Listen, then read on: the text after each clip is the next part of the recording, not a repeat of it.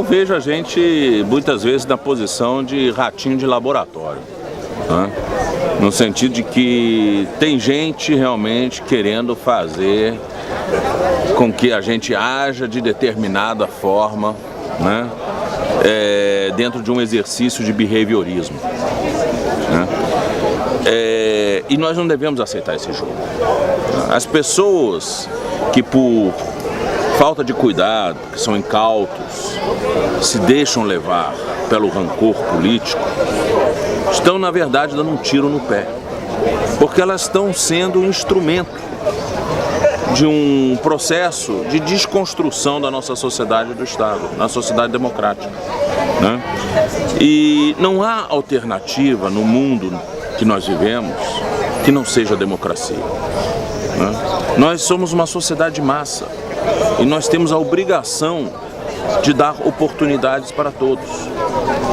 E somente dando oportunidades para todos é que a gente evita os grandes conflitos sociais que inevitavelmente vêm quando há ressentidos, né? Então, esse processo de incutir ódio na coletividade é um processo que já vem desde 2003, quando começou o processo, a investigação do Mensalão, quando chegaram os primeiros escândalos. Foi acirrado em 2013, com as manifestações. E em 2014 chegou a um auge na campanha eleitoral para presidente da República. Nós ganhamos vamos dizer, a esquerda ganhou essa eleição quase por um milagre.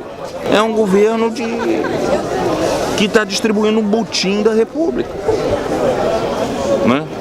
E quem é atingido nisso somos nós. Nós estamos hoje com um falso déficit público de 190 bilhões que foi inflado pelo governo Temer para poder distribuir prebendas, né? E o nosso país descendo a ladeira. Só ontem nós vimos, acordamos de manhã, sabendo de um pai que matou o seu filho e depois se suicidou, porque não concordava com a politização do filho. Depois, à tarde, nós vimos um grupo de acelerados entrando na Câmara dos Deputados e jogando a bandeira da República no chão e pisando em cima da bandeira da República.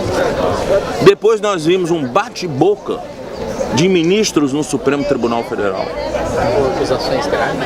E de noite nós vimos um carro de senador atropelando manifestantes.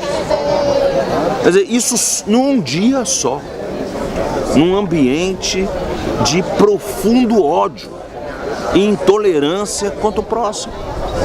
É isso que a gente tem, é sobre isso que nós temos que refletir. Onde é que nós queremos que esse país vá? Juan Carlos assumiu e colocou um primeiro-ministro, do parlamento, né, e não vinculado ao franquismo, para dirigir o governo. Houve um tenente-coronel da Guarda Nacional chamado tenente-coronel Tenreiro, que assaltou as cortes em Madrid, exigindo a volta do franquismo. Esse tenente-coronel, ele foi condenado a mais de 30 anos de prisão. E cumpriu.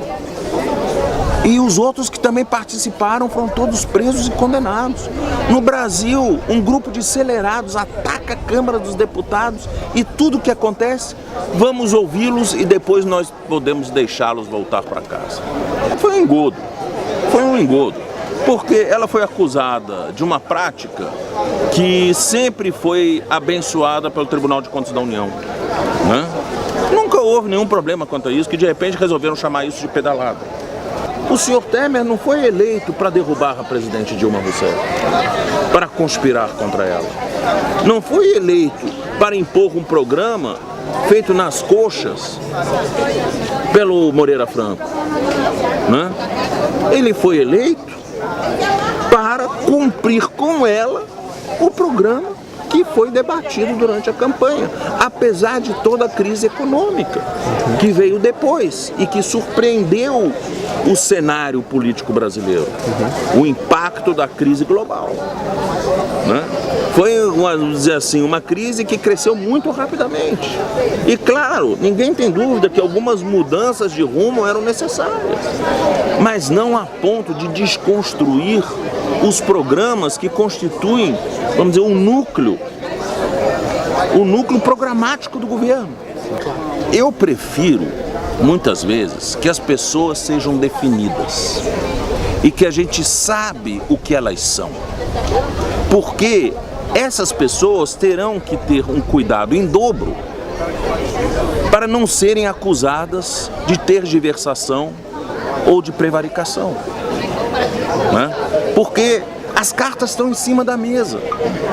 Na Itália, nós temos juízes comunistas, nós temos juízes socialistas, nós temos juízes democrata-cristãos, cada um filiado no seu sindicato.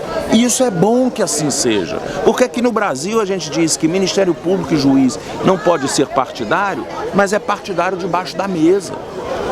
E se utiliza da regra do apartidarismo para se proteger. É um jogo de hipocrisia. Esse é tipicamente um fruto dessa hipocrisia. Ele podendo se esconder na obrigação de não ser partidário, se esconder mesmo, né? Se fantasiar de apartidário, né? Mas tem alvos certos. E não tem dúvida nenhuma em derrubar um governo com gravações que não dizem respeito ao processo dele e que pela lei deveriam ser destruídos e não divulgados.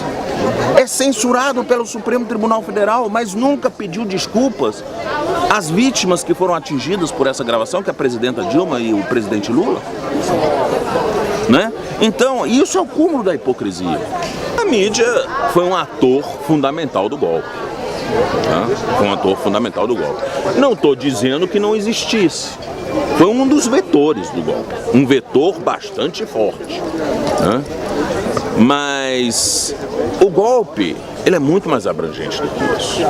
O golpe, ele se incrustou dentro das corporações. Né? As corporações de alto risco para o Estado, como polícia, Ministério Público, Judiciário, né? Então, ele é muito mais abrangente do que isso. A mídia prestou um excelente serviço a quem realmente interessa esse golpe, que são os grandes fundos, rentistas, são bancos, não é isso? E são também certos atores do mapa geopolítico. Olha, o golpe começou no primeiro dia do governo Lula. O golpe começou no momento em que o governo Lula foi obrigado a escrever a carta aos brasileiros. O golpe começou quando adredemente foram montando o caso do chamado mensalão. Então, 13 anos de governo do PT, 13 anos de tentativa de golpe. Muito obrigado.